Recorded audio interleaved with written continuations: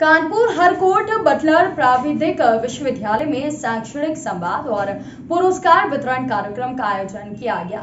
इसमें प्राविधिक शिक्षा मंत्री जितेंद्र प्रसाद मुख्य अतिथि के तौर पर उपस्थित थे। इस दौरान उन्होंने छात्र छात्राओं के सवालों का जवाब दिया, साथ ही मीडिया से बातचीत भी की। उन्होंने कहा कि आज के जमाने में विश्वविद्यालयों में वाईफाई एक मूलभूत सुविधा है।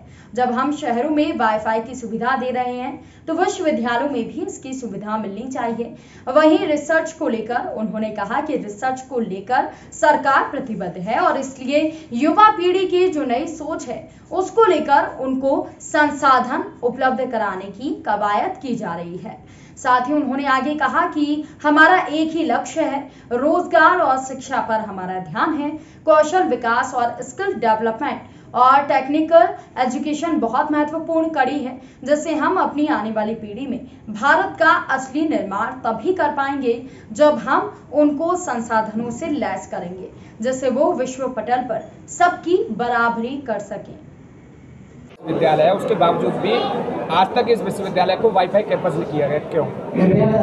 अभी आपने ये बहुत ही मूलभूत सुविधा समझता हूँ इसे मैं आज के ज़माने में का मेरे समक्ष लाए हैं।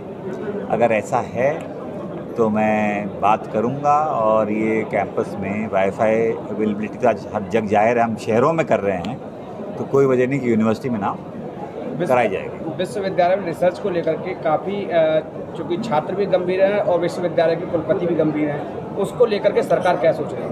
नहीं, वो तो है ही, जैसे हमने अभी कहा सरकार प्रतिबद्ध है। रिसर्च स्टार्टअप्स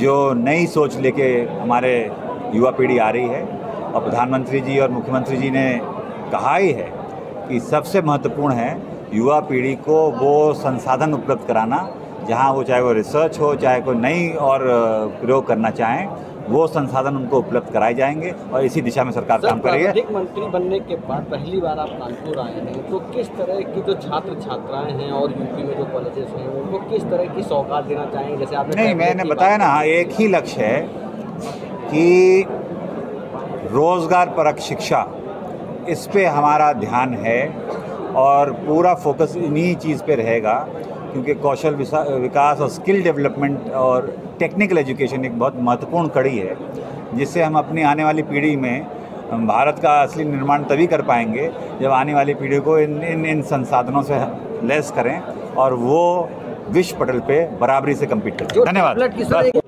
तो कितने दिन में या कितना समय लगेगा इन छात्राओं तक पहुँचने या छात्राओं? मैं बता, जहाँ तक टैबलेट का सवाल है, सरकार ने निर्णय ले लिया है कि टैबलेट वितरण होगा और उसकी प्रक्रिया जल्द से जल्द सामने रखी जाएगी, क्योंकि संख्या बहुत बड़ी है और फेज्ड मैनर पे प्रायोरिटी तय की जाएगी कि किसको पहले मिलेगा और किसको बाद में, क्योंकि वो सरकार के में विचार विमर्श हो रहा है। मैं इतना कह रहा हूँ आपसे कि टैबलेट वितरण कार्यक्रम सरकार करने वाली है। धन्यवाद।